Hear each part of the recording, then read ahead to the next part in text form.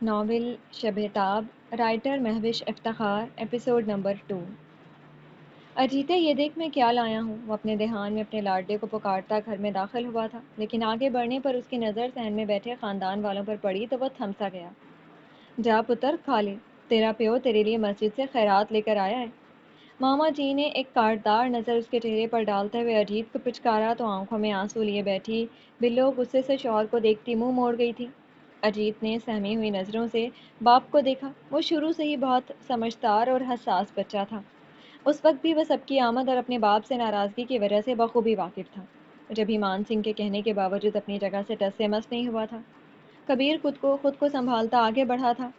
سسری اکال ماما جی۔ سسری اکال کیوں پتر؟ سلام آنکھ۔ سسری اکال کیوں کہتے ہو بیٹا، سلام کہو۔ ان کی چوٹ پر کبیر نے گڑبڑا کر نظریں چرائیں تو مان سنگھ کے لبوں پر طنزیہ مسکراہٹ آ ٹھہری۔ اجی غلط ہے دس کبیرے، ان کی تمہید نے کبیر کو ان کی طرف دیکھنے پر مجبور کر دیا۔ یہ تو کس کو دھوکہ دے رہا ہے، ہمیں یا خود کو، یا اسے جو اوپر بیٹھا ہے؟ اس کی آنکھوں میں دیکھتے ہوئے استہزائیہ انداز میں بولے تو سب کے درمیان ان کا اسے یوں کٹہرے میں کھڑا کرنا کبیر کے اندر ناگواری کی لہر دوڑا گیا، مگر اس نے خود کو کوئی بھی سخت بات کرنے سے روکا، صرف اس لیے کہ وہ اس کے بزرگ تھے۔ میں ایسا کچھ نہیں کیتا ماما جی، میں نے ایسا کچھ نہیں کیا ماما جی، بس پاٹ لہجے میں بولا۔ تو اس کا جواب مان سنگھ کا خون کھولا گیا۔ وہ ایک جھٹکے سے اپنی جگہ سے اٹھ کھڑے ہوئے۔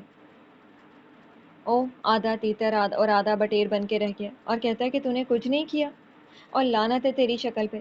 تیوریاں چڑھائے وہ غصے سے گرجے تھے، ان کی بات کبیر کا چہرہ سرخ کر گئی تھی۔ تو اگر میری مری بہن کا پتر بیٹا نہ ہوتا نا، تو 100 گرودی تجھے انہی مسلوں کے تھڑے پہ وڈ کے رکھ دیتا جیسے تو چاٹتا پھرتا ہے۔ ان کی غضبناکی نے وہاں سناٹا طاری کر دیا تھا، مگر اب ہم میں سے کوئی یہ تماشا مزید برداشت کرنے کو تیار نہیں۔ انہوں نے قطعیت سے ہاتھ اٹھایا۔ ہم تجھے اپنی قوم اور اپنے مذہب کو یوں ذلیل کرنے کی اجازت نہیں دے سکتے۔ تو یا تو ہم میں سے رہے گا یا پھر نہیں، فیصلہ تیرا اپنا ہے، کیونکہ ہمیں اپنے درمیان دھوبی کا کتا نہیں چاہیے، سمجھ گیا؟ اور کبیر کے لب سختی سے ایک دوسرے میں پیوست ہو گئے تھے۔ یہ باتیں اگر اس کے ماموں کی بجائے کسی اور نے کی ہوتی تو وہ اب تک اس کا منہ توڑ چکا ہوتا۔ سب کے سامنے اپنے شوہر کی اس درجہ ذلت بلو کا دل چیر کے رکھ گئی تھی۔ وہ دوپٹے پہ منہ دیے رو پڑی تھی۔ بس یہ کچھ اور، وہ بولا تو لہجہ تنا ہوا تھا۔ مان سنگھ نے ایک نظر اس کے سرخ چہرے کی طرف دیکھا اور دھیرے دھیرے چلتے اس کے مقابل آ کھڑے ہوئے تھے۔ تھوڑی کو بوتی جان پتر، اپنے پیو کی اولاد ہے نا، تو دوبارہ ہمیں اپنی گل دہرانے کا موقع نہ دی۔ انہوں نے رک کر اس کی آنکھوں میں جھانکا۔ ایسا نہ ہو کہ دو خداؤں کے پیچھے بھاگنے والے کو مرنے کے بعد نہ آگ ملے اور نہ مٹی۔ سرد لہجے میں اپنی بات مکمل کرتے وہ آگے بڑھ گئے تو کبیر سنگھ کا وجود اپنی جگہ پر پتھر کا ہو گیا۔ یہ وہ کیا کہہ کر گئے تھے؟ سائیں سائیں کرتے دماغ کے ساتھ اس نے سب کو ایک ایک کر کے ماما جی کے پیچھے باہر نکلتے دیکھا تھا۔ بلو کے رونے میں شدت آ گئی تھی، اس کی بآواز بلند سسکیاں خاموش صحن میں گونجنے لگی تھیں۔ کبیر سنگھ کی ساکت پتلیوں میں جنبش ہوئی تھی۔ اس کی نظریں اپنے بیٹے پر آ ٹھہری تھی جو سہما ہوا دیوار سے لگا کھڑا تھا۔ اس کے معصوم چہرے کو تکتے ہوئے کبیر نے اپنا لب بری طرح کاٹ ڈالا۔ ہاتھ میں پکڑا پلاؤ کا تھیلا چھوٹ کر بیتیلی سے چارپائی پر آ پڑا تھا۔ وہ پلٹ کر بوجھل قدموں سے چلتا کمرے میں جا کر بند ہو گیا تھا۔ کتنا منع کیا تھا میں نے کہ خاندان سے باہر رشتہ کرنے کی بات مت کریں، مگر آپ لوگوں نے میری ایک نہیں سنی۔ اب دیکھ لیا اپنی منمانی کا نتیجہ۔ سارا خاندان ملامت کر کے گیا ہے۔ آپ لوگوں کی وجہ سے آج مجھے ان لوگوں کی بھی باتیں سننا پڑ گئی ہیں جنہیں عام حالات میں مجھ سے بات کرتے ہوئے 2 بار سوچنا پڑتا ہے۔ ہال میں چکراتے بختیار شاہ کا بس نہیں چل رہا تھا کہ وہ کیا کر بیٹھے۔ 2 گھنٹے کی طویل عدالت لگانے کے بعد جس وقت سارے رشتہ دار بکتے جھکتے سفید حویلی سے نکلے تھے، ان دونوں بھائیوں کا پارا آسمان کو چھونے لگا تھا، اور معصومہ شاہ بھس میں چنگاری ڈالے بھی جمال و دور کھڑی کے مصداق مزے سے تماشا دیکھنے میں مگن تھیں۔ بہن کی اس اطلاع پر کہ زرناب کا رشتہ طے ہونے لگا ہے، ہاشم غصے سے بھر اٹھا تھا، اور مگر وہ خود سفید حویلی جا کے سب کے سامنے ہلکا نہیں پڑنا چاہتا تھا، اس لیے اس نے بہن سے کہہ دیا تھا کہ وہ کچھ بھی کر کے اس رشتے کو ختم کروائے۔ نتیجتاً معصومہ نے اپنے شیطانی دماغ کی چرخی کو ہلاتے ہوئے سارے خاندان کو اکٹھا کر لیا تھا۔ ہاں تو میں نے بھی منہ توڑ جواب دیا اعتراض کرنے والوں کو۔ خاندان سے باہر شادی کوئی گناہ نہیں بلکہ ایک بیجا پابندی ہے جس کی نظر میں اپنی بچی کو نہیں کر سکتی۔ بی بی نور بانو نے بھی آج ہر لحاظ بالائے طاق رکھتے ہوئے اپنی بیٹی کے لیے اٹھ کھڑے ہونے کا فیصلہ کیا تھا۔ وہ جانتی تھیں کہ اگر آج وہ سب کے دباؤ میں آ کر کمزور پڑ گئیں تو آنے والے وقت میں ان کے بیٹی کا ہر جائز حق یہ لوگ یوں ہی غصب کر جائیں گے۔ ہاں، اور میری بچیاں، ان کا کیا ہوگا؟ بختیار شاہ نے تلخی سے ماں کو دیکھا۔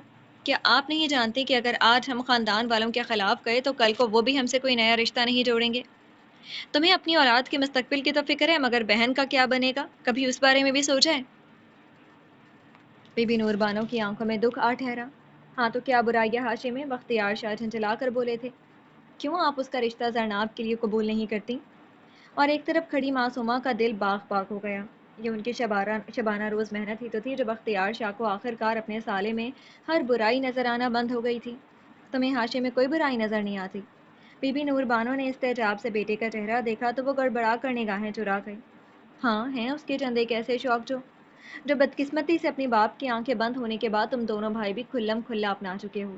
بی بی نور بانو نے بنا کسی ہچکچاہٹ کے پہلی بار آئینہ بیٹوں کے سامنے رکھا تو بختیار شاہ کے لب سختی سے ایک دوسرے میں پیوست ہو گئے۔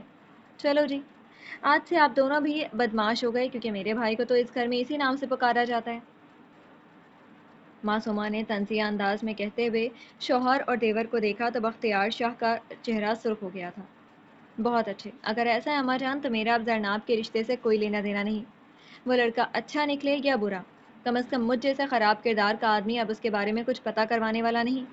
آپ جانیں اور آپ کا کام۔ ہاں، جس دن تاریخ رکھیں گے مجھے بتا دیجیے گا۔ میں اپنی عزت کو، آپ کی لاڈلی کو اس گھر سے رخصت ضرور کروں گا، مگر اس کے بعد میرا آپ کے داماد اور بیٹی سے کوئی تعلق نہیں ہوگا۔ قطعی لہجے میں اپنی بات مکمل کرتے وہ لمبے لمبے ڈگ بھرتے باہر نکل گئے تو جہاں بی بی نور بانو کی آنکھیں بھر آئیں، وہیں معصومہ شاہ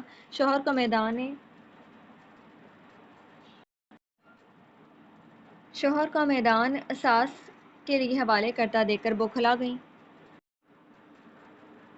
ارے بات تو سنیں، جا کہاں رہے ہیں؟ مگر بختیار شاہ کہاں رکنے والے تھے، انہیں جاتا دیکھ کر معصومہ نے بے اختیار اپنا سر تھام لیا۔ ہال میں یکلخت خاموشی چھا گئی۔ شاہ بی بی نے ایک آنسو پیتی بی بی نور بانو پر ڈالتے ہوئے اب تک تماشائی بنے بیٹھے سبور شاہ کی طرف دیکھا۔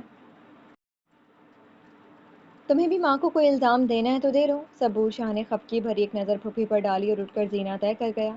بیٹوں کا یہ افسوسناک رویہ بی بی نور بانو کا دل بری طرح دکھا گیا۔ وہ بے اختیار ہو کے رو پڑی۔ بس بس نور بانو، شاہ بی بی نے انہیں خود سے لگا لیا۔ آپا میں کی کراں؟ ان کے سینے سے لگی وہ بے بسی کی انتہا پر تھیں۔ فکر نہ کرو نور بانو، جس کا کوئی نہیں ہوتا اس کا خدا ہوتا ہے۔ میں سلمان سے کہوں گی وہ خود زہیب کا پتہ کروائے گا۔ اگر ایسا ہے تو پھر ایسا ہی صحیح۔ بھابھی کی پشت سہلاتے ہوئے ان کی شعلے برساتی نظریں معصومہ پر جا ٹھہری تھیں، جنہوں نے وہاں سے کھسک جانے میں ہی عافیت جانی تھی۔ رات کی تاریکی چار سو پھیلی ہوئی تھی۔ شاہ صاحب دربار میں موجود اپنے حجرے سے تہجد کی نماز پڑھ کے حویلی جانے کے ارادے سے باہر نکلے تو صحن میں پھیلی چاندنی میں درخت کے نیچے کسی کو بیٹھا دیکھ کر چونک گئے۔ کون ہے؟ ایک قدم آگے ہوتے ہوئے انہوں نے بآواز بلند استفسار کیا تو دوسری طرف بت بنے بیٹھے وجود میں جنبش سی ہوئی۔ میں ہوں شاہ صاحب، کبیر۔ دھیرے سے جواب دیتا وہ اپنی جگہ سے اٹھ کھڑا ہوا تو پیر نظر حسین شاہ اسے اس وقت یہاں پا کر پریشان ہو گئے۔ خیر تو ہے کبیر؟ برآمدے کی بتی جلاتے ہوئے وہ سیڑھیاں اتر کر اس کے پاس چلے آئے۔ وہ نظریں جھکا گیا۔ کبیر؟ اس کے خاموشی پر انہوں نے پریشانی سے اس کا بازو چھوا تو وہ مزمحل سا سر اٹھا کر انہیں تکنے لگا۔ دوپہر سے شام اور شام سے رات ہو گئی ہے سرکار، مگر مینوں کوئی جواب ہی نہیں مل رہا۔ وہ عجیب کھوئے کھوئے سے لہجے میں بولا تو پیر نظر حسین شاہ سمجھ گئے کہ وہ کسی ذہنی خلفشار کا شکار ہے۔ اچھا چلو آؤ ادھر بیٹھو۔ وہ اس کا بازو تھامے سیڑھیوں پر آ بیٹھے۔ اب بتاؤ کس سوال کا جواب ڈھونڈ رہے ہو؟ ان کے نرم لہجے پر وہ کلائی میں پہنا کڑا گھمانے لگا تھا۔ اے ہی کہ میں کی جانا، کی کر رہے ہیں؟ یہی کہ میں کیا چاہتا ہوں، کیا کر رہا ہوں؟ اس نے افسردگی سے سر اٹھایا۔ تانوں پتہ ہے سرکار، وہ لوگ میرے گھر میں آ کے مجھے دھوبی کا کتا کہہ گئے ہیں۔ کہہ لیں، مجھے پرواہ نہیں، لیکن کل کو میرا پتر مجھے بے دھرم کہہ کے میرے کولوں مجھ سے منہ موڑ لے کہ مجھ سے برداشت نہیں ہوگا۔ اس کی آواز بے اختیار بھر آئی تھی۔ پیر نظر حسین شاہ نے ایک گہری سانس لی۔ مجھے معلوم تھا یہ وقت ایک دن ضرور آئے گا جب تم جاننا چاہو گے کہ تم کیا کر رہے ہو، کیا چاہتے ہو۔ ان کی بات پر کبیر نے حیرت سے ان کا چہرہ دیکھا۔ آپ کیسے جانتے تھے سرکار؟ اس کے سوال پر شاہ صاحب لہجے بھر کو مسکرا دیے۔ اس لیے کہ ایسی ہر محبت کبیر جس کی کوئی منزل نہ ہو، وہ انسان کو کبھی نہ کبھی خود سے یہ سوال پوچھنے پر مجبور کر ہی دیتی ہے کہ وہ آخر کس سمت میں اور کیوں بھاگ رہا ہے۔ اور تمہاری مجھ سے عقیدت، اس جگہ سے لگاؤ، ایسی ہی ایک محبت ہے جس کا بظاہر کوئی تک نہیں بنتا۔ تو پھر میں کی کراں؟ اس نے پریشانی سے پوچھا۔ آپ کو چھوڑ دوں؟ اس جگہ کو چھوڑ دوں؟ چھوڑ سکتے ہو تو چھوڑ دو کبیر، شاید اسی میں تمہاری بہتری ہے، ورنہ تمہارے لوگ تمہاری زندگی مشکل بنا دیں گے۔ وہ ٹھہرے ہوئے انداز میں بولے تو کبیر کو لگا جیسے اس کا دل ویران ہو چلا ہو۔ نہیں، یہ مجھ سے نہیں ہوگا، میں آپ کو دیکھے بغیر نہیں رہ سکتا، میں آپ کو نہیں چھوڑ سکتا سرکار۔ ان کا ہاتھ تھامے وہ کسی بچے کی طرح سے سک اٹھا تھا۔ اس کی اس درجہ محبت شاہ صاحب کی پلکیں نم کر گئی تھی۔ بے اختیار ان کا ہاتھ اس کے شانے پر آ ٹھہرا تھا۔ لیکن یہ سچ ہے کبیر کہ تم اس طرح دو کشتیوں کے سوار بن کے نہیں رہ سکتے۔ یہ زندگی گزارنے کا ڈھنگ نہیں ہے۔ اگر زندگی گزارنے کے لیے ایک ہی رستہ چاہیے تو میں آپ کا رستہ چنوں گا۔ میں اس راہ لگوں گا، اس راہ پہ چلوں گا جو مجھے آپ جیسا اچھا انسان بنا دے۔ آنسوؤں کے درمیان وہ انہیں اتنے اونچے مقام پر بٹھا گیا کہ پیر سید نظر حسین شاہ کے پاس الفاظ ختم ہو گئے تھے۔ کبیر، جذبات کے باعث ان کی آواز لرز اٹھی تھی، آپ مجھے کلمہ پڑھا دیں۔ اس نے بے قراری سے ان کا چہرہ دیکھا تو شاہ صاحب پریشان ہو گئے۔ کبیر، یہ بہت بڑا فیصلہ ہے۔ انہوں نے اس کا بازو تھاما۔ اور میں یہ فیصلہ کر چکا ہوں، میں نے اپنی کشتی چن لی ہے سرکار۔ آنسو صاف کرتے ہوئے وہ بنا کسی ہچکچاہٹ کے واشکاف لہجے میں بولا تو سید نظر حسین شاہ کو اس کے چہرے پر چھائی چٹانوں کی سی مضبوطی نے اس کے اٹل ارادوں کا پتہ دے ڈالا۔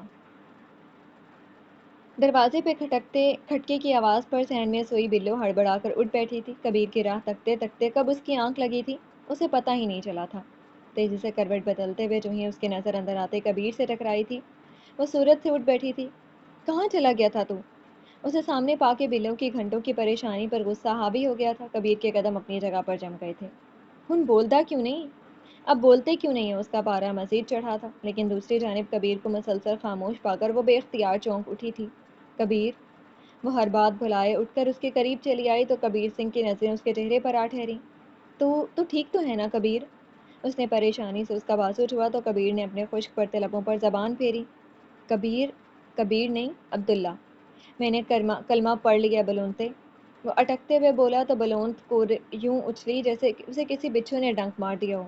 نہیں، نہیں ہو سکتا، نہیں یہ نہیں ہو سکتا۔ پھٹی پھٹی بے یقین آنکھیں لیے وہ اسے وحشت سے دیکھتی الٹے قدم پیچھے ہٹی تھی۔ اس کی زرد پڑتی رنگت عبداللہ کو پریشان کر گئی تھی۔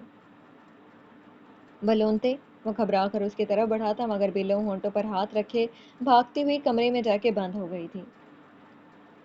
کچے راستے پر دھول اڑاتی گاڑی تیزی سے آگے بڑھتی اپنی منزل کی جانب گامزن تھی۔ اندر پھیلی خاموشی کو محسوس کرتے ہوئے ڈرائیور نے ونڈ اسکرین سے نظریں ہٹائی تھیں اور ایک نظر اپنے ساتھ والی سیٹ پر ڈالی تھی جہاں اس کے صاحب کھڑکی سے بھاگتے منظر پر نگاہیں جمائے کسی گہری سوچ میں گم تھے۔ وہ پوچھے بنا نہ رہ سکا تھا، کیا بات ہے سر جی، آپ بڑے چپ چپ سے ہیں؟ اس کے سوال نے ایک پھیکی سی مسکراہٹ اس کے بھرے بھرے سے لبوں کے تراش میں بکھیر دی۔ ہوتے ہیں کچھ راستے، رفاقت جن پر چل کر انسان زمان و مکان بھول جاتا ہے۔ اس کی بات پر ڈرائیور نے پل بھر کو اسے دیکھا۔ آپ پہلے یہاں آئے ہیں کبھی؟ نہیں، دھیرے سے کہتا ہے وہ رخ پھیر گیا تو اس نے بھی اپنے دھیان ڈرائیونگ پر مرکوز کر دیا۔ تقریباً آدھے گھنٹے کے بعد ان کی گاڑی تھانہ نور والا کی حدود میں داخل ہو کر ایک جھٹکے سے رکی تو یہاں وہاں بکھرے عملے نے اپنے مشغلے ترک کرتے ہوئے چونک کر اس نئے ماڈل کی سفید کار کو دیکھا جو ان کے لیے انجان تھی، لیکن سبز رنگ کی سرکاری نمبر پلیٹ پر نگاہ پڑتے ہی ان سب کے طوطے اڑ گئے۔ میں نے جو باتیں سمجھائی ہیں ان کا خیال رکھنا رفاقت۔ دروازے کے ہینڈل پر ہاتھ رکھے وہ ڈرائیور کی طرف پلٹا۔ آپ بے فکر رہیں سر جی۔ اس کے جواب پر وہ دھیرے سے مسکراتا باہر نکلا تو اس کا بارو بر وجہ سراپا دیکھ کر سبھی ٹھٹک گئے۔ السلام علیکم جناب۔ ایک سپاہی تیزی سے اس کی طرف بڑھا۔ اس نے سلام کا جواب دیتے ہوئے دھوپ کا چشمہ اتارا۔ نیلی آنکھیں ارد گرد کا جائزہ لیتی مقابل پر آ ٹھہری۔ یہاں کا حوالدار اور ایس ایچ او کہاں ہے؟ اس کے حکمیہ لہجے پر سپاہی کی گھبراہٹ دو چند ہو گئی۔ اندر ہیں جناب، بلاؤ انہیں۔ اس نے اگلا حکم صادر کیا تو اس کے تیور سپاہی کو پریشان کر گئے۔ مگر آپ ہیں کون سر جی؟ سیف علی جنگ، اس علاقے کا نیا اے ایس پی۔ اور سامنے کھڑے سپاہی کی رنگت لمحے کے 1000ویں حصے میں فک ہو گئی تھی۔ کبیر سنگھ کے اسلام قبول کرنے کی خبر چاروں طرف جنگل کی آگ کی طرح پھیلی تھی۔ سارے سکھ گھرانوں کے لیے یہ بہت بڑا دھچکا تھا، لیکن چونکہ اس معاملے میں ان کا اپنا سکہ ایک کھوٹا تھا سو وہ کسی کو بھی الزام نہ دے سکے تھے۔ البتہ بلوند کور کو عبداللہ کے گھر سے لے جانے کے لیے سب نے ایڑی چوٹی کا زور لگا لیا تھا، مگر وہ اپنی اکلوتی اولاد کو چھوڑ کر جانے کے لیے کسی طور آمادہ نہ ہوئی تھی۔ اجیت کو عبداللہ نے در در کی ٹھوکروں کی نظر کرنے سے صاف انکار کر دیا تھا، جس کے بعد بلو کا اس دہلیز کو پار کرنا جیسے ناممکن ہو گیا تھا۔ سزا کے طور پر ساری سکھ برادری نے عبداللہ کے ساتھ ساتھ بلوند کور سے بھی ہر تعلق ختم کر لیا تھا۔ بلو کو جیسے چپ لگ گئی تھی۔ سارا سارا دن سر جھکائے وہ نہ جانے کن سوچوں اور کاموں میں مصروف رہتی تھی جو ختم ہونے کا نام ہی نہیں لیتے تھے، اور رات ہونے پر وہ اسی خاموشی کی چادر اوڑھے ساتھ والے کمرے میں جا کے بند ہو جاتی تھی۔ ملنا ملانا، ہنسنا بولنا، اس نے ہر چیز ترک کر دی تھی۔ اس کی یہ حالت عبداللہ کے لیے بے حد تکلیف کا باعث تھی۔ قبول اسلام کے بعد جس دن عبداللہ نے اپنے سالوں لمبے کیس بال کٹوائے تھے اور اپنے ہاتھ کا کڑا اور شانے سے جھولتی کرپان تلوار نما چھوٹا سا خنجر اتاری تھی، اس دن بلوند کور پھوٹ پھوٹ کر ہوئی تھی۔ اس روز اس نے اپنے شوہر، اپنے کبیرے کو ہمیشہ ہمیشہ کے لیے کھو دیا تھا۔ وہ اب اس کی طرف نظر اٹھا کر بھی دیکھنے کی روادار نہ رہی تھی۔ اس تناؤ بھرے ماحول نے اجیت کو بھی پریشان کر دیا تھا۔ اپنے باپ کے مذہب بدلنے کے تانوں نے اس کے اندر سوالوں کا ایک انبار لگا دیا تھا، جسے عبداللہ وقتاً فوقتاً اس کی سمجھ کے مطابق کم کرنے کی کوشش کرتا رہتا تھا، مگر دل کا بدلنا، کسی اور سمت کھینچنا، اس کیفیت کو وہ بھلا ایک بچے تک کیسے پہنچا سکتا تھا؟ یہ تو بس وقت ہی تھا جو اس کا نقطۂ نظر اس کی اولاد پر واضح کر کے اسے اپنے بیٹے کی نظر میں صحیح یا غلط ثابت کر سکتا تھا، اور عبداللہ کے اندر اس دن کو لے کر بہت گھبراہٹ تھی۔ ابا تو روٹی کیوں نہیں کھا رہا؟ اجیت نے سوچوں میں ڈوبے عبداللہ کا بازو ہلایا۔ کھا رہا ہوں پتر، بوجھل سانس لیتے ہوئے اس نے خالی نظروں سے اپنے پہلو کو دیکھا جو ویران پڑا تھا۔ بلو ان دونوں باپ بیٹے کے آگے رات کا کھانا رکھ کر خود کمرے میں چلی گئی تھی۔ اجیت نے باپ کی آنکھوں میں پھیلی افسردگی کے رنگوں کو بخوبی محسوس کر لیا تھا۔ ابا، عبداللہ کی نظریں اپنے لاڈلے کے کملائے ہوئے چہرے پر آ ٹھہریں۔ بیبی کب تک ہم سے ناراض رہے گی؟ اور اس کے دل میں جیسے ایک ٹیس سی اٹھی تھی۔ اس کا معصوم بچہ دنوں میں ہی کتنا بڑا، کتنا حساس ہو گیا تھا۔ چلا چل کر تیری ماں کو مناتے ہیں۔ اچانک اپنی جگہ سے اٹھتے اس نے بیٹے کا ہاتھ تھاما تو وہ بے طرح خوش ہو گیا۔ دونوں باپ بیٹا چلتے ہوئے برآمدے میں بنے کمرے تک پہنچے تو اجیت نے رک کر باپ کو دیکھا۔ تو ادھر ہی رک ابا، پہلے میں جاتا ہوں۔ اور عبداللہ بیٹے کی اس درجہ ہوشیاری پر بے اختیار مسکرا دیا۔ چنگا جا پھر۔ ٹھیک ہے جاؤ پھر۔ اجیت دروازہ کھول کر اندر چلا گیا۔ عبداللہ ایک گہری سانس لیتا باہر ٹہلنے لگا، دل میں اپنی بلوں کو منانے کے ڈھیروں جملے ترتیب دیتا۔ وہ ابھی پلٹا ہی تھا کہ روحانسا سا اجیت گھبرایا ہوا باہر آیا۔ ابا، ابا بیبی کو پتہ نہیں کیا ہو گیا، وہ اکھیاں بھی نہیں کھول رہی۔ اور عبداللہ اسے ہٹاتا سرپٹ کمرے کی جانب بھاگا تھا۔ بلونتے؟ چارپائی پر چت پڑے وجود پر جھکتے ہوئے اس نے پریشانی سے اس کے گال تھپ تھپائے تھے لیکن بے سود۔ اجیتے پانی لے کر آ، حواس باختہ سا کہتا وہ تیزی سے چارپائی پر بیٹھا تھا، اور تبھی اس کا ہاتھ بلو کے ہاتھ سے جا ٹکرایا تھا جو اگلی لمحے بے جان سا چارپائی سے نیچے جھولنے لگا تھا۔ عبداللہ نے پھٹی پھٹی آنکھوں سے اس کے جھولتے بازو کو دیکھا تھا۔ بلو! وحشت سے اسے پکارتے ہوئے اس نے بلوند کور کے ساکت وجود کو دونوں شانوں سے تھام کر جھنجھوڑ ڈالا تھا، مگر باپ کے رونے کی آواز پر پانی کا گلاس اجیت کے ننھے ہاتھوں سے پھسل کر زمین پر گیا تھا۔ وہ بھاگتا ہوا کمرے میں آیا تھا جہاں اپنے ابا کو بیبے کو سینے سے لگائے زور زور سے روتا دیکھ کر اس کا چھوٹا سا دل کانپ اٹھا تھا۔ گھر میں پیدا ہوئے نئے تناؤ نے زرناب کو بے حد پریشان کر دیا تھا۔ اس نے صاف لفظوں میں اما جان اور شاہ بی بی سے اس رشتے کو اسی جگہ ختم کر دینے کے لیے کہا تھا، مگر نکار خانے میں اس کی اب کوئی بھی سننے کو تیار نہ تھا۔ تھک ہار کر وہ اپنے واحد غم کو سار صدف کے سامنے بکھر گئی تھی جو اس کی ذہنی حالت کو دیکھتے ہوئے شاہ بی بی سے اجازت لے کر اسے حویلی سے باہر لے آئی تھی۔ تحت نکاح پھیلے باغات ان کی ملکیت تھے، یہاں وہ بغیر کسی جھجک کے آرام سے گھوم پھر سکتی تھی۔ ملازمہ کو ساتھ لیے چائے کا سامان ہمراہ اٹھائے صدف نے اس چھوٹی سی آؤٹنگ کو باقاعدہ پکنک کا رنگ دے دیا تھا۔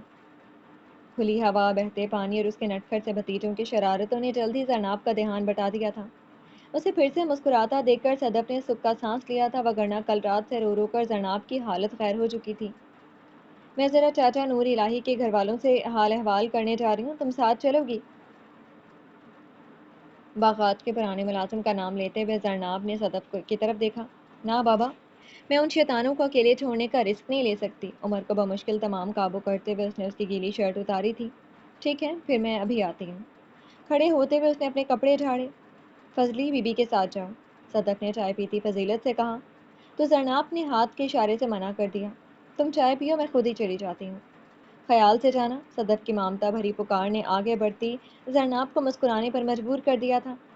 سچ شکر تھا کہ اس کی زندگی میں ابھی حقیقی محبت کی چاشنی میں ڈوبے کچھ رشتے موجود تھے، وگرنہ جو روپ اسے قسمت چند نام نہاد اپنوں کا دکھا چکی تھی، اس کے بعد تو اگر وہ اپنی ذات پر سے بھی اعتبار کھو بیٹھتی تو کوئی مذائقہ نہ تھا۔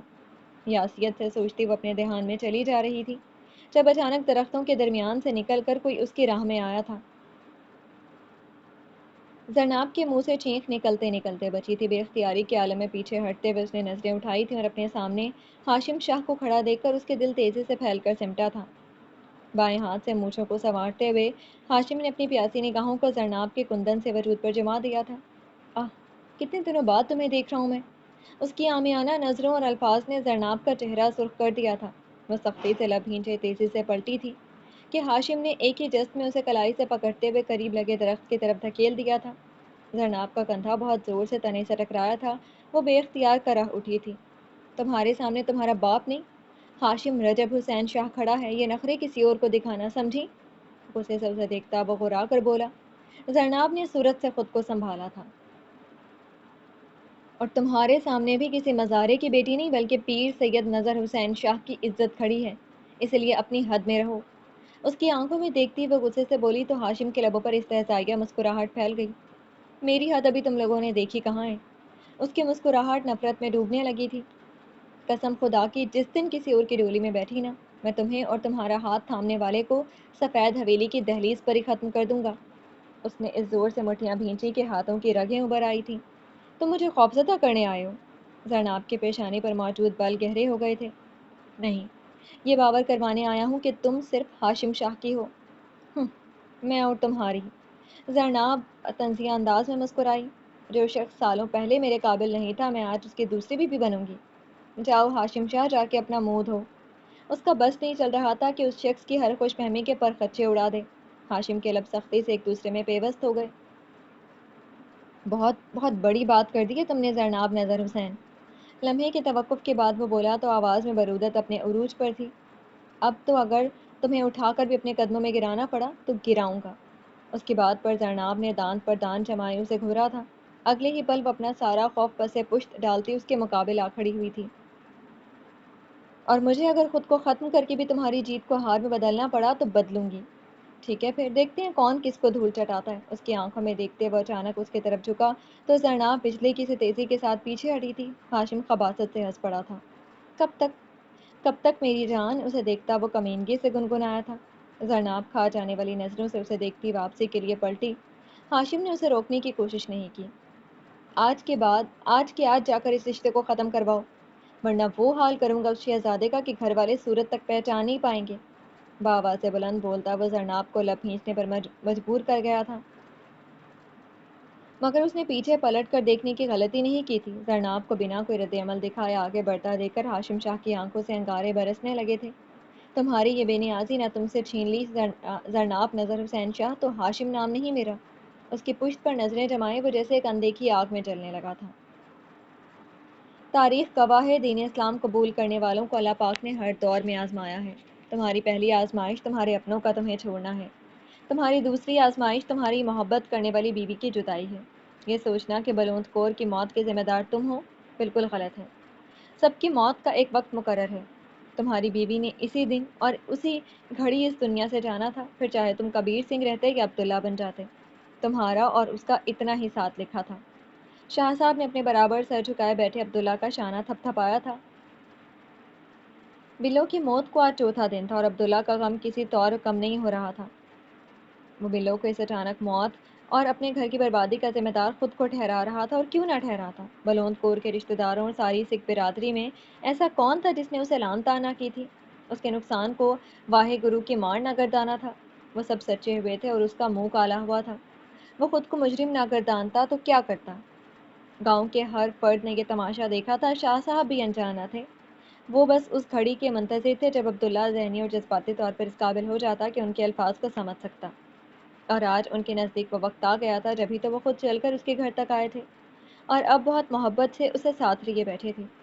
تمہارے دل میں شاید یہ خیال بھی آتا ہو کہ تم غلط کشتی میں سوار ہو گئے ہو، اور یہ کہ شاید تم پہلے صحیح تھے اور اب بھٹک گئے ہو، لیکن جب تم قرآن پاک کا ترجمہ پڑھو گے تو یہ جانو کہ عبداللہ کہ اللہ تعالیٰ نے صاف لفظوں میں سارے مومنوں کو بتا دیا ہے کہ وہ ان کا امتحان لے گا، اور یہ تمہارا امتحان ہے۔ وہ دیکھنا چاہتا ہے کہ آیا عبداللہ جو اس سے محبت کا دعوے دار ہے، وہ اس نقصان سے پریشان ہو کر دنیا کی کڑوی باتوں سے گھبرا کر کہیں اسے چھوڑ تو نہیں دے گا۔ وہ نرم لہجے میں بولے تو عبداللہ نے سر اٹھا کر ان کا مشفق چہرہ دیکھا تھا۔ میں اسے نہیں چھوڑنا چاہتا سرکار، لیکن یہ بھی سچ ہے کہ میں سوچی پہ گیا ہوں۔ سوچ میں پڑ گیا ہوں، وہ بولا تو اس کی آواز اندیشوں کے مارے بھر آئی تھی۔ میں کیا کروں جی؟ اس نے گھبرا کر ان کا ہاتھ تھاما تھا۔ صبر کرو اور یہ یاد رکھو کہ تم اپنے نام کی طرح صرف اپنے اللہ کے بندے ہو، یعنی تمہاری جان، مال، اولاد سب تمہارے رب کی عطا کرتا ہے، وہی تمہارا مالک ہے، اور مالکوں کو تو کبھی بھی اپنی چیز واپس لینے کا اختیار ہوتا ہے نا عبداللہ۔ وہ دھیرے سے مسکرائے تو بغور ان کی بات سنتے عبداللہ کا سر اسبات میں ہل گیا۔ شاباش، تم ایک سچے مسلمان ہو، اس لیے اب تم اپنے اس نقصان کا اور غم نہیں کرو گے۔ کل سے میں تمہیں انشاءاللہ قرآن پاک کا ترجمہ پڑھ کر سننا شروع کروں گا، پھر تمہیں پتہ چلے گا کہ تم کتنے صحیح راستے پر ہو۔ اور عبداللہ کے چہرے پر پھیلا اضطراب جیسے کہیں ہوا میں تحلیل ہو گیا تھا، اور پھر پورے نور ولا نے دیکھا تھا کہ کس طرح ایک غیر تعلیم یافتہ نو مسلم کو پیر سید نظر حسین شاہ نے اپنی تربیت سے ایمان کامل رکھنے والا مسلمان بنا دیا تھا۔ اس کار خیر میں سفید حویلی کی تینوں خواتین نے ننھے اجیت کی ذمہ داری اٹھا کر شاہ صاحب کی بھرپور مدد کی تھی۔ شاہ صاحب کے کہنے پر عبداللہ اپنے بیٹے کو لے کر حویلی آ گیا تھا، جہاں ان کی رہائش کا بندوبست دیگر ملازمین کے ساتھ کر دیا گیا تھا۔ دربار اور مسجد کا سارا انتظام شاہ صاحب نے عبداللہ کو سونپ دیا تھا۔ پورے گاؤں میں اس کی عزت و مرتبے میں دن دگنا رات چگنا اضافہ ہوا تھا۔ اس کا بیٹا حویلی کے اپنے بچوں کی طرح گھر کے اندر باہر بھاگتا پھرتا تھا۔ بختیار شاہ سمیت کسی کی مجال نہ تھی کہ وہ اجیت کو سخت نظروں سے دیکھ بھی سکتا۔ اس کی تعلیم و تربیت پر شاہ صاحب خصوصی توجہ دیتے تھے۔ گاؤں کے اسکول کے علاوہ انہوں نے گھر پر اس کے لیے انگریزی تعلیم کا علیحدہ سے بندوبست کروایا تھا۔ وہ اسے آنے والے وقت میں اپنا دستِ راست بنانے کی خواہش رکھتے تھے۔ ان کی یہ محبت عبداللہ کو ہر آن ان کا احسان مند کیے دیتی تھی۔ دھیرے دھیرے شاہ صاحب کی میٹھی شخصیت اجیت پر بھی اثر انداز ہونے لگی تھی۔ وہ باپ کو ان کے ساتھ نماز پڑھتے دیکھتا، دینی باتیں کرتے سنتا تو نہ چاہتے ہوئے بھی اس کا دل ان باتوں کی طرف مائل ہونے لگتا۔ سچ ہے، بچے اپنے ماحول سے سیکھتے ہیں۔ اجیت پر بھی سفید حویلی والوں کا ماحول اپنا اثر دکھانے لگا تھا۔ پلک جھپکتے میں 2 سال کا عرصہ گزرا تھا۔ شاہ بی بی کے مشورے کے مطابق سید نظر حسین شاہ بختیار شاہ کو زمینداری کی طرف لے آئے تھے، اور اس بار انہیں بختیار شاہ نے مایوس نہیں کیا تھا۔ بیٹے کو احسن طریقے سے اپنی ذمہ داریاں نبھاتا دیکھ کر شاہ صاحب نے اس کا گھر بسانے میں تاخیر نہیں کی تھی۔ یوں جب زرناب محض 10 برس کی تھی تو 18 سالہ معصومہ بیاہ کر سفید حویلی چلی آئی تھی۔ اس دوران عبداللہ کے خواہش پر 12 سالہ اجیت کو شاہ صاحب نے اس کی ایما پر کلمہ پڑھا کر اسلام قبول کروایا تھا۔ وہ دن عبداللہ کی زندگی کا سب سے خوبصورت ترین دن تھا۔ اس روز اس کے ہر خوف کا خاتمہ ہوا تھا۔ اللہ نے نہ صرف اسے اس کے اولاد کے سامنے سرخرو کیا تھا، بلکہ انعام کے طور پر اس کے بیٹے کو بھی محمد مصطفیٰ کی نئی پہچان عطا کر کے دین و دنیا کی بھلائی عطا کر دی تھی۔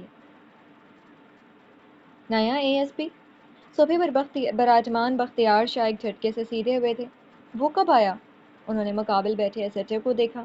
ان کی لا علمی SHO کے چھکے چھڑا گئی۔ وہ تو سمجھ رہا تھا کہ شاہ جی ہر بات کی طرح اس ضروری خبر سے بھی آگاہ ہوں گے، لیکن انہیں انجان پا کر اسے اپنی متوقع شامت صاف دکھائی دینے لگی تھی۔ آج صبح سرکار، انہیں دیکھتے ہوئے اس نے بمشکل تمام تھوک نگلا تھا۔ اور تو مجھے اب بتا رہے جب وہ سر پر مسلط ہو چکا ہے؟ تیوریاں چڑھائے وہ بآوازِ بلند دھاڑے تو SHO نظریں جھکا گیا۔ اس خبر نے صبور شاہ کو اس روز پارٹی میں ہونے والی گفتگو یاد دلا دی۔ اوہو! اس نے بے اختیار اپنی پیشانی مسلی تو بختیار شاہ نے پلٹ کر اپنے بھائی کی طرف دیکھا۔ اصل میں بھاجی، مجھے اس بارے میں تھوڑی بہت سنگن پارٹی والے دن ہی ہاشم سے پتہ چل گئی تھی، اور میں آپ سے اسے ڈسکس بھی کرنے والا تھا، لیکن پھر وہ رشتے والی بات کو لے کر ایسی الجھن پڑی کہ یہ مسئلہ میرے ذہن سے ہی نکل گیا۔ وہ ان کی استفہامیہ نظروں کے جواب میں بولا، یہ تمہارا نہیں، ان حرام خوروں کا کام تھا جنہیں میں بٹھا کر کھلا رہا ہوں۔ اس کی بات پر انہوں نے غصے سے SHO کو گھورا۔ قسم لے لیں سرکار، ہمیں تو خود کانوں کان خبر نہیں ہوئی، بالکل ہی اچانک نازل ہوا ہے۔ وہ اپنی پوزیشن کلیئر کرنے کو جلدی سے بولا۔ او بوتا بک نہ، اور وہ زیادہ بکواس نہ کرو، انہوں نے بدمزگی سے سر جھٹکا۔ یہ جو اتنے مہینوں سے خبریں گرم تھی کسی افسر کے آنے کی، تب کیوں نہ کان دھرے تو نے؟ سو رہا تھا کیا؟ ایک عرصہ ہو گیا سرکار، یہاں کوئی بڑا افسر آیا ہی نہیں۔ اب مجھے کیا پتا کہ اس بار، تم ان میں نہ کر چپ ہو گیا تو بختیار شاہ نے ایک گہری سانس لی۔ سچ ہی تو کہہ رہا تھا، خود انہوں نے بھی تو ان خبروں کو غیر اہم جان کر اپنی ساری توجہ سیاسی منظرنامے اور اپنے جوڑ توڑ پر مرکوز کر دی تھی۔ غفلت تو ان سے بھی ہوئی تھی۔ کون ہے اور کس کماش کا ہے؟ وہ بولے تو آواز میں پہلے سا غصہ نہ تھا۔ SHO نے دل میں شکر ادا کیا۔ لاہور شہر کا ہے جی، کسی پروفیسر کا بیٹا ہے، 2 سال پہلے مقابلے کا امتحان پاس کیا ہے۔ سنا ہے بڑی پٹھی مت الٹے دماغ والا بندہ ہے۔ اس نے آج کی آج نکالی گئی تفصیل بڑے شاہ جی کے کوشگزار کی تھی۔ مونچھوں کو تاؤ دیتے ہوئے انہوں نے پرسوچ انداز میں ہنکارا بھرا، نام کیا ہے؟ سیف علی جنگ۔ ایس ایچ او نے جواب دیا، بال بچے دار ہے؟ نا جی۔ بختیار شاہ نے سر ہلاتے ہوئے صوفے کے پشت سے کمر ٹکائی۔ صبور چند لمحوں کی سوچ بچار کے بعد انہوں نے بھائی کی طرف دیکھا۔ جی بھائی، کل جا کے ذرا ملاقات تو کرو نا اس پٹھی مت والے سے۔ ان کے استہزائی انداز پر صبور شاہ نے اس بات میں سر ہلایا، اور ہاتھ ذرا ہولا رکھنا، سی ایس پی آفیسر ہے، اس کے اختیارات کی حد ایس پی کے اختیارات کو چھوتی ہے۔ انہوں نے اسے متنبع کیا۔ آپ بے فکر رہیں، صبور شاہ نے ٹانگ پر ٹانگ جمائی۔ کل دیکھتا ہوں میں کتنے پانی میں ہے موصوف۔ اور ایس ایچ او جمیل کو اپنی پریشانی آدھی ہوتی محسوس ہوئی تھی۔ اب شاہ جی جانتے اور ان کا کام وہ تو سوکھا ہو گیا تھا۔ اگلے دن جس وقت صبور شاہ نے تھانہ نور والاں کے حدود میں قدم رکھا، وہ بے اختیار ٹھٹک گیا تھا۔ ایس ایچ او سے لے کر تمام سپاہی تک مستعدی کا ثبوت دیتے ہوئے اپنی اپنی ڈیوٹی پر حاضر تھے۔ ان کی وردیوں سے لے کر تھانے کے ایک ایک کونے تک ہر چیز اور ہر جگہ نئے اے ایس پی صاحب کے زیر عتاب چمک رہی تھی۔ وہ ہر شے پہ بظاہر اچٹتی لیکن در حقیقت گہری نظر ڈالتا سیدھا اس افسر شاہی کے کمرے میں چلا آیا جو کسی فائل پر سر جھکائے بیٹھا تھا۔ دستک کی آواز پر اپنے دھیان میں بیٹھے سیف علی جنگ نے نظریں اٹھائی تھیں اور دروازے میں کھڑی ہستی کو دیکھ کر اس کی نگاہیں آنے والے پر جم کر رہ گئی تھیں۔ صبور شاہ کروپر سے چلتا ٹیبل کے دوسری جانب آ کھڑا ہوا تھا۔ مجھے سید صبور نظر حسین شاہ کہتے ہیں۔ اس نے مصافحے کے لیے ہاتھ بڑھایا تو سیف علی اپنی جگہ سے اٹھ کھڑا ہوا۔ اور میں سیف علی جنگ۔ ہاتھ ملاتے ہوئے اس نے بھاری لہجے میں اپنا تعارف کروایا تو غیر ارادی طور پر صبور شاہ کی نظریں اس کا جائزہ لینے پر مجبور ہو گئیں۔ اونچا لمبا قد، مضبوط جسامت اور سرخ و سفید رنگت، جس پر سیاہ مونچھیں اور بھری بھری سی فیشنی داڑھی بے حد جچ رہی تھی۔ بلا شبہ وہ ایک بھرپور اور چھا جانے والی شخصیت کا مالک تھا۔ تشریف رکھیں۔ کرسی کی طرف اشارہ کرتے ہوئے اس نے اپنی نشست سنبھالی۔ صبور شاہ قصدن پھیل کر اس کے مقابل بیٹھ گیا۔ تو آپ یہاں کے اے ایس پی تعینات ہوئے ہیں؟ اس کے چہرے پر نظریں جمائے صبور شاہ نے گفتگو کا آغاز کیا۔ جی، وہ بنا کسی تاثر کے بولا۔ کہاں سے تعلق ہے آپ کا؟ جب آپ جانتے ہیں صبور صاحب تو کیوں یہ فارمیلٹی نبھا رہے ہیں؟ کرسی کی پشت سے ٹیک لگاتے ہوئے سیف استہزائیہ انداز میں مسکرایا تو صبور شاہ بے اختیار لب بھینچ گیا۔ دونوں کی آنکھیں ایک دوسرے سے بند سی گئی تھیں اور تبھی بالکل اچانک صبور کو لگا جسے اس نے آنکھوں کے اس تاثر کو کہیں دیکھا ہے، لیکن کہاں؟ اس نے یادداشت پر زور دیا مگر نیلی آنکھوں والا کوئی بھی شخص اسے یاد آ کے نہیں دیا۔ اپنے اندر سر اٹھاتے اس عجیب سے احساس کو جھٹکتے ہوئے وہ آگے کو جھکایا۔ پھر تو تمہیں بھی پتہ ہوگا سیف علی جنگ کہ یہ علاقہ کس کا ہے؟ آن کی آن میں آپ جناب کا تکلف طلب کرتے ہوئے وہ اپنے انداز میں مدعے پر آیا تو سیف کی نیلی آنکھوں میں سرد مہری سی پھیل گئی۔ جانتا ہوں، اور یہ بھی جانتا ہوں کہ یہاں کچھ ہو رہا ہے۔ اچھی بات ہے، صبور پرسکون سا مسکرایا۔ اب مزید جان لو کہ اس علاقے اور یہاں کے لوگوں کے مالک ہیں ہم۔ تم نے یہاں رہنا ہے تو ضرور رہو، لیکن یہاں راج کرنے کے خواب کبھی مت دیکھنا۔ میں خوابوں پر نہیں عمل پر یقین رکھتا ہوں سید صبور شاہ۔ اس کے چہرے پر نظریں گاڑے وہ اس کے نام پر زور دیتے ہوئے بولا تو مقابل کی پیشانی شکن آلود ہو گئی۔ یعنی دوسرے لفظوں میں تم باغی ہو؟ نہیں، سیدھے لفظوں میں اپنی مرضی کا مالک ہوں، کسی سے حکم لینا میری سرشت میں شامل نہیں، مضبوط لہجے میں کہتا وہ دونوں بازو میز پر ٹکائے آنکھیں کو جھکایا تو صبور شاہ چند ثانیے اس کی آنکھوں میں دیکھتا اپنی جگہ سے اٹھ کھڑا ہوا۔ ٹھیک ہے، پھر تم اپنی مرضی چلاؤ، ہم اپنی طاقت آزمائیں گے، لیکن اگر تمہارا مل کر چلنے کا ارادہ ہے بنے تو ہماری طرف سے دوستی کا دروازہ کھلا ہے، چلے آنا۔ آفر کا شکریہ، بے نیازی سے جواب دیتا وہ سامنے رکھی فائل کی طرف متوجہ ہو گیا تو اس کا انداز صبور شاہ کو سرتابا سلگا گیا۔ شعلے برساتی نظروں سے اس کے جھکے سر کو دیکھتا وہ لب بھینچے ایک جھٹکے سے پلٹ کر دروازے کی طرف بڑھ گیا۔ اس کے باہر نکلتے ہی سیف علی جنگ نے ہاتھ مار کر سامنے کھلی فائل بند کر دی۔ تم لوگوں کے راج کے دن ختم ہوئے صبور شاہ، اب دیکھنا میں کون کون سے کھاتے کھولتا ہوں۔ غیر مرئی نقطے پر نگاہیں جمائے اس نے زور سے ہاتھ میں پکڑا پین دبایا کہ وہ اس کی انگلی کے درمیان چٹک گیا۔ مصطفیٰ، اپنے نام کی پکار پر حویلی کے گیٹ سے اندر داخل ہوتے نوجوان نے لان کی طرف دیکھا تھا اور شاہ بی بی کو وہاں کرسی پر براجمان دیکھ کر وہ ان کی جانب چلا آیا تھا۔ السلام علیکم شاہ بی بی۔ وہ مؤدب سا ان کے پاس آ کھڑا ہوا تھا۔ وعلیکم السلام۔ کیسے طبیعت ہے اب عبداللہ کی؟ انہوں نے اس کے چہرے کی طرف دیکھا جو اپنے کھڑے کھڑے نقوش اور کھلتی ہوئی رنگت کے ساتھ دل موہ لینے والی کشش رکھتا تھا۔ اس کا یہ رنگ و روپ بلوں کے مرہونے میں نہ تھا۔ وہ گھنے بالوں والی ایک خوبصورت سکھنی تھی جس کا رنگ چاندی کی طرح چمکتا تھا۔ مصطفیٰ کے بال بھی ماں کی طرح گھنے اور آنکھیں سیاہ کالی تھیں۔ بچپن اور جوانی کی سرحد پہ کھڑا وہ اب 18 سال کا ہو چکا تھا۔ اس کی بھیگتی مسیں کچھ کچھ گہری ہونے لگی تھیں۔ قد میں بھی ٹھیک ٹھاک اضافہ ہوا تھا، لیکن جسم فی الحال صرف لمبائی پر ہی اکتفا کیے ہوئے تھا، چوڑائی کا دور تک نام و نشان نہ تھا۔ بہتر ہیں اس کی نشست و برخاست اور گفتگو میں حویلی کی تربیت کے باعث زمین و آسمان کا فرق آ چکا تھا۔ اللہ کا شکر ہے، شاہ بی بی مطمئن ہوئی تھی۔ ان گزرے سالوں میں عبداللہ کو دمے کا مرض ہو گیا تھا، جس کے باعث اس کی طبیعت اکثر نرم گرم سی رہتی تھی۔ ایسا ہے کہ آج مجھے اور بچیوں کو شہر لے جانا، انہوں نے شادی کے لیے کچھ خریداری کرنی ہے۔ انہوں نے خاندان میں آنے والی ایک شادی کا حوالہ دیا تو مصطفیٰ نے اس بات میں سر ہلا دیا۔ جی بہتر، اس نے جب سے ڈرائیونگ سیکھی تھی یہ ذمہ داری بھی اس پر آ گئی تھی، کیونکہ شاہ صاحب اور گھر کی خواتین کے لیے اس میں اور صبور شاہ میں کوئی فرق نہ تھا۔ وہ اور بات تھی کہ اس میں اور شہری رنگ ڈھنگ میں جوان ہوتے صبور شاہ میں وقت گزرنے کے ساتھ مالک و ملازم والا ایک فاصلہ خود بخود آ گیا تھا، جس میں بہت بڑا ہاتھ بختیار شاہ کا بھی تھا، جو ان گزرے ماہوں سال میں غرور اور طاقت کی چلتی پھرتی تصویر بن چکے تھے۔ معصومہ سے شادی کے بعد بڑی حویلی کے سید رجب حسین شاہ اور ان کے تینوں بیٹوں کے رنگ ڈھنگ نے تندخو اور رکھڑ مزاج رکھنے والے بختیار شاہ پر خوب اثر دکھایا تھا۔ وہ دنوں میں ہی جاہ و حشمت کے غرور میں ڈوبے ایک روایتی جاگیردار بنتے چلے گئے تھے، جس کا اثر صبور شاہ کے کچے ذہن پر بھی خوب ہوا تھا۔ اس کے لیے بھاجی کے اسلحے اور شکار کا شوق، ان کا لوگوں پر روب و دبدبہ، گاڑیاں، باڈی گارڈز، یہ سب اپنے بابا صاحب کے سادہ طرز زندگی کے برعکس بے حد کشش کا باعث تھا۔ وہ بھائی سے مروب ہوتے ہوئے خود بھی اسی انداز و اطوار میں رنگتا چلا گیا تھا۔ اس کی سوچ کیا بدلی تھی، بچپن کا دوست مصطفیٰ بھی بہت خاموشی سے اس کے ملازمین کے صف میں شامل ہو گیا تھا۔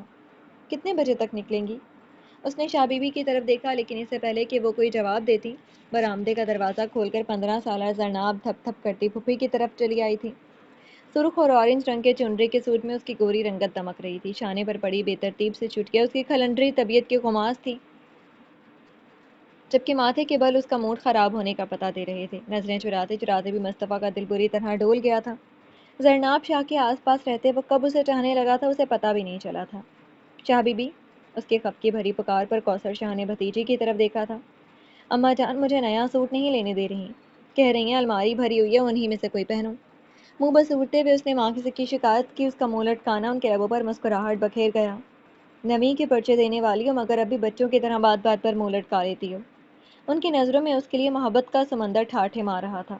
تو کیا نویں کے پرچے دینے والوں کا دل نہیں دکھتا؟ پھوپھی کی اس نرالی منطق پر اس نے ناراضگی سے انہیں دیکھا تو بے اختیار شاہ بی بی ہنس پڑی تھی، جبکہ مصطفیٰ نے اپنی مسکراہٹ چھپانے کو چہرہ جھکا لیا۔ زرناب نے غصے سے دونوں کو دیکھا۔ آپ دونوں ہنس کیوں رہے ہیں؟ تیری عقل مندی پر ہنس رہے ہیں میری جان، شاہ بی بی ہنستے ہوئے بولی تو زرناب کی چھوٹی سی ناک پر دھرا غصہ دو چند ہو گیا۔ میں بس شادی پہ ہی نہیں جا رہی، وہ خفا خفا سی پلٹی تھی۔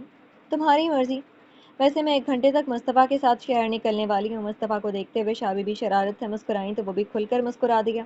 ان کی بات نے زرناب کو مصطفیٰ کے ساتھ حساب برابر کرنے کا سنہری موقع دے دیا۔ اس چلغوزے کے ساتھ؟ معصومیت سے آنکھیں پٹ پٹاتے پھر اس نے مصطفیٰ کی طرف اشارہ کیا تھا تو اس اچانک اٹیک پر چلغوزے کی مسکراہٹ اڑن چھو ہو گئی۔ زرناب، شاہ بی بی کی آنکھیں نکالنے پر وہ کھلکھلا کر ہنس پڑی۔ آپ خود دیکھیں بی بی، کیسے چلغوزے کی طرح بالکل سفید اور لمبا سا ہے۔ وہ کل کل کرتی ہنسی کے درمیان مصطفیٰ کو شوخی سے دیکھتے ہوئے بولی تو نہ چاہتے ہوئے بھی شاہ بی بی کی ہنسی چھوٹ گئی۔ ان دونوں کو ہنستا دیکھ کر وہ خود بھی جھیمپا جھیمپا سا ہنس پڑا تھا۔ لان سے آتی ہنسی کی آواز پر اپنے کمرے میں ٹہل ٹہل کر بچی کو سلاتی معصومہ شاہ نے کھڑکی سے باہر جھانکا تھا اور وہاں کا منظر دیکھ کر ان کا منہ کڑوا ہو گیا تھا۔ میرے خیال میں اب اس لڑکی مصطفیٰ کا حویلی میں یوں منہ اٹھائے گھومنا بند ہونا چاہیے، وہ پلٹ کر شوہر کی طرف آتے ہوئے بولی جو بیڈ پر نیم دراز سگریٹ پینے میں مشغول تھے۔ کیوں، کیا ہوا؟ کیا مطلب کیا ہوا؟ گھر میں تین جوان لڑکیاں نظر نہیں آتی آپ کو؟ وہ بیڈ کے مقابل آ کھڑی ہوئیں۔ کیا کریں، بابا صاحب کا پھیلا ہوا کھڑاک ہے۔ انہوں نے ناپسندیدگی سے سر جھٹکا۔ نہ تو آپ کی کوئی حیثیت نہیں۔ ماتھے پر بل ڈال کر انہوں نے بختیار شاہ کی طرف دیکھا۔ بند کریں اس کا یہ اندر باہر پھیرنا۔ اسے سے بولتے ہوئے انہوں نے پاس پڑے کاٹ میں گڑیا کو ڈالا۔ گڑیا ان کی پہلی اولاد تھی جو بہت دعاؤں کے بعد اب کہیں جا کر شادی کے 5ویں سال ہوئی تھی۔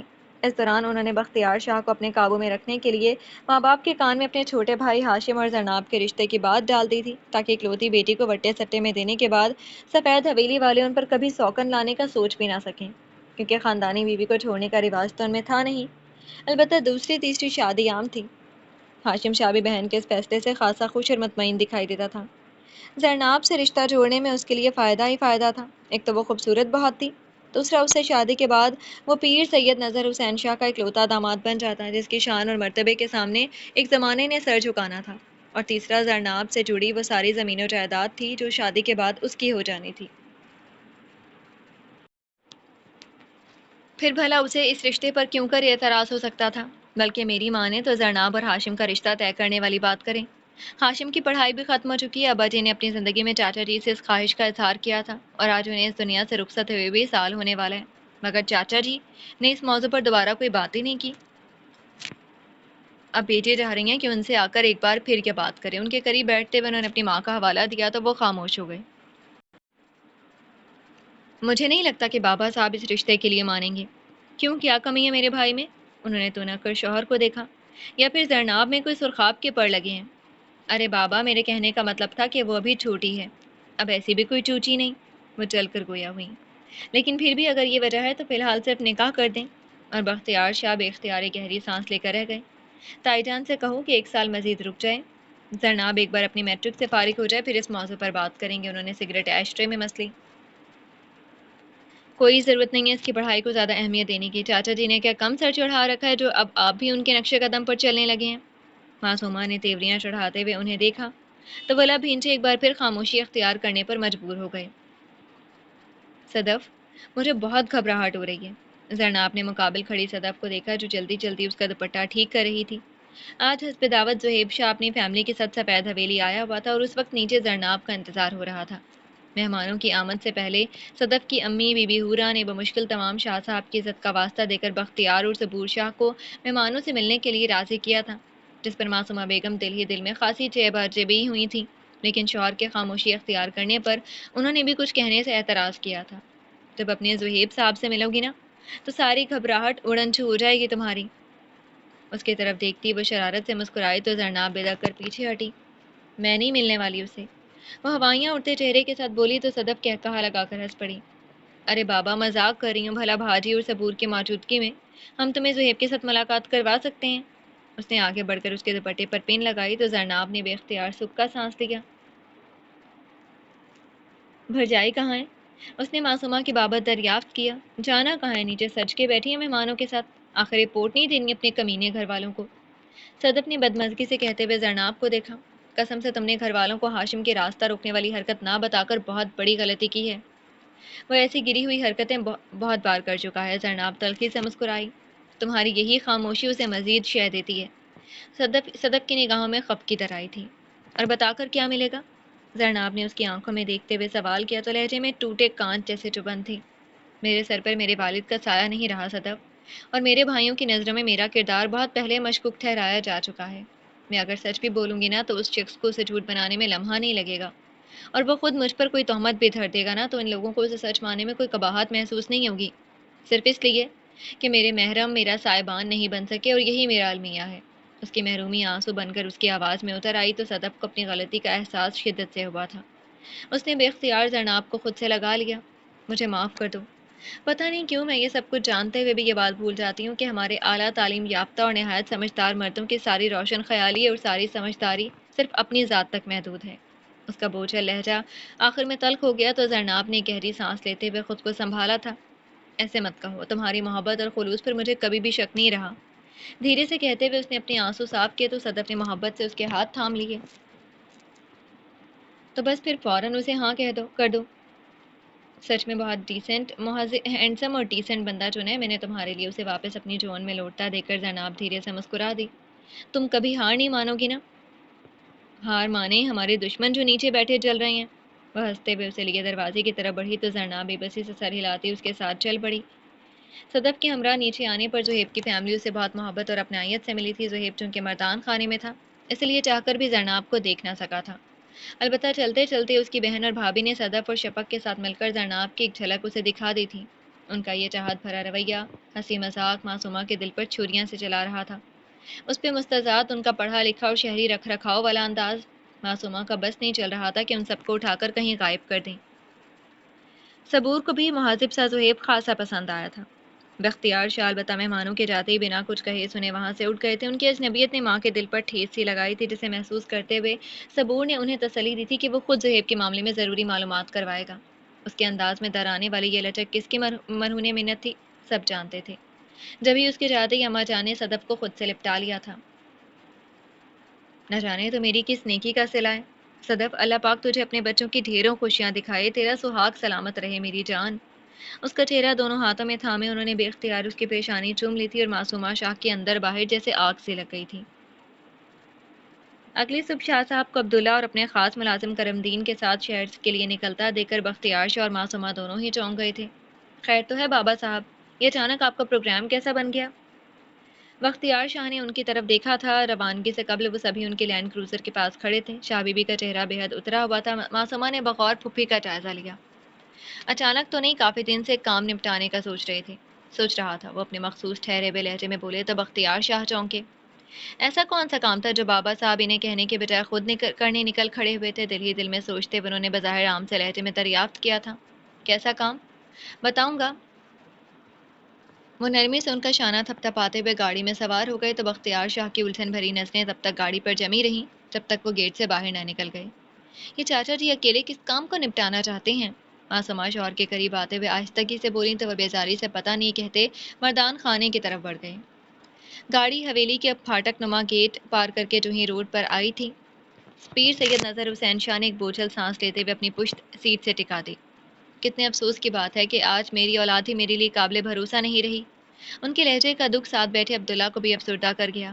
میں نے اپنے بختیار کے لیے ہدایت کی بڑی دعائیں کی تھیں عبداللہ، مگر شاید رب کو میرے بیٹوں کے ذریعے میری آزمائش مقصود ہے، جبھی تو صبور بھی اسی کے رنگ میں رنگنے لگا ہے۔ وہ مایوسی سے بولے تو عبداللہ نے احترام سے ان کی گھٹنے کو چبا۔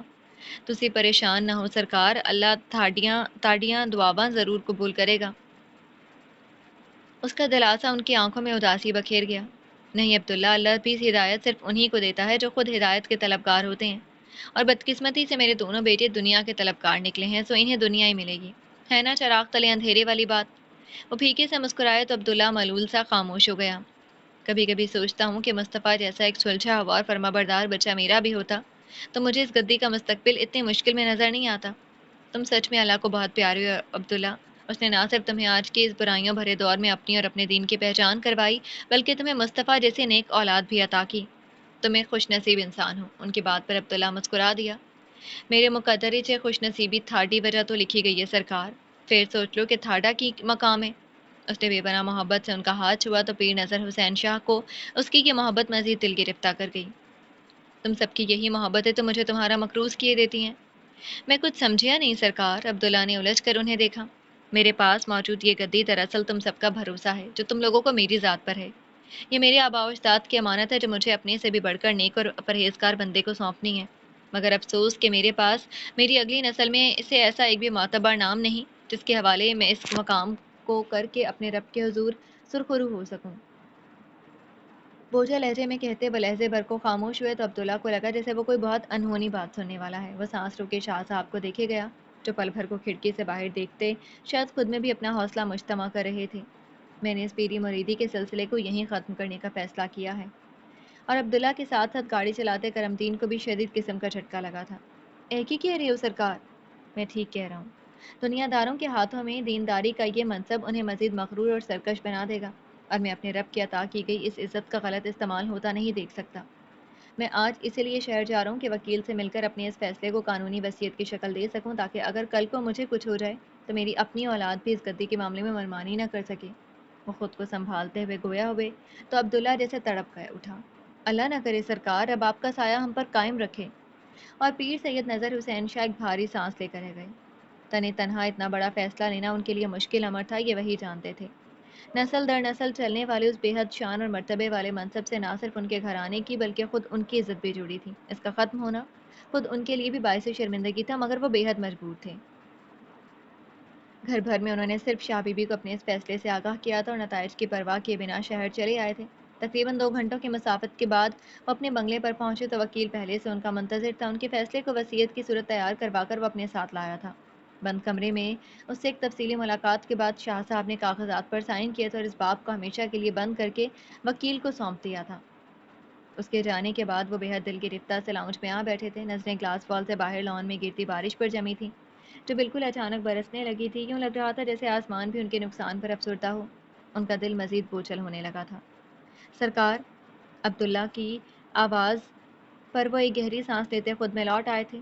کھانا لگا دیا ہے۔ مجھے بھوک نہیں ہے، دھیرے سے جواب دیتے وہ پھر سے باہر دیکھنے لگے تھے تو عبداللہ کا دل دکھ سے بھر گیا تھا، لیکن چونکہ ان کی خواہش کا احترام اس کا فرض تھا اسی لیے وہ خاموشی سے پلٹنے لگا۔ جی سرکار، گاڑی نکلواؤ۔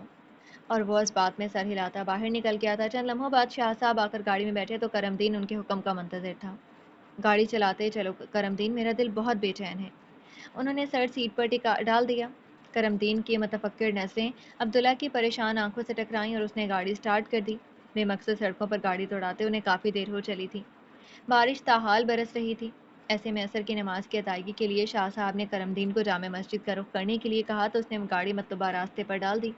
وہ شہر کے رستوں سے بخوبی واقف تھا۔ دن ڈھلتے ہی ٹریفک کا رش زور پکڑنے لگا تھا۔ ایسے میں ان کی گاڑی ایک سگنل پر آ کر رکی تو فضا میں زور و شور سے بجتے اونچے اونچے میوزک پر پیر سید نظر حسین شاہ کی نگاہیں بے اختیار ذرا فاصلے پر کھڑی کار سے جا ٹکرائیں جس میں سوار نوجوان لڑکے اور لڑکیاں ارد گرد سے بے نیاز میوزک پر سر دھنتے ہوئے ایک دوسرے میں مگن تھے۔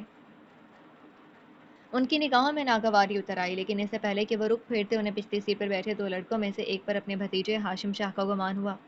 کرم دین، گاڑی آگے کرو ذرا۔ ان کے حکم پر کرم دین نے گاڑی تھوڑی آگے بڑھائی تو شاہ صاحب کا گمان یقین میں بدل گیا، لیکن ہاشم شاہ اپنی بغل میں بیٹھی لڑکی میں اتنا مصروف تھا کہ اسے چچا کی موجودگی کا احساس بھی نہیں ہوا۔ سید نظر حسین شاہ کی آنکھوں میں سے غصے کی لپیٹیں سے نکلنے لگیں۔ محض 21 سال کی عمر میں یہ لڑکا شہر میں جو گل کھلا چکا تھا اس کا انہیں بخوبی علم تھا۔ جبھی تو 1 سال قبل جب ان کے بھائی نے ہاشم کے لیے ان کی زرناب کا ہاتھ مانگا تھا تو وہ خاموشی اختیار کر گئے تھے، مگر آج اس کے یہ رنگ ڈھنگ اپنی آنکھوں سے دیکھ لینے کے بعد تو ان کا دل نہیں چاہ رہا تھا کہ وہ اس لڑکی کی شکل بھی دیکھیں۔ کرم دین، اس شور سے گاڑی آگے نکالو۔ ان کے تنے ہوئے لہجے پر کرم دین نے گھبرا کر اگلی گاڑی کی طرف دیکھا تھا، تبھی خوش قسمتی سے سگنل کھل گیا تھا۔ کرم دین نے سکھ کا سانس لیتے ہوئے ایکسلریٹر پر دباؤ بڑھایا تھا۔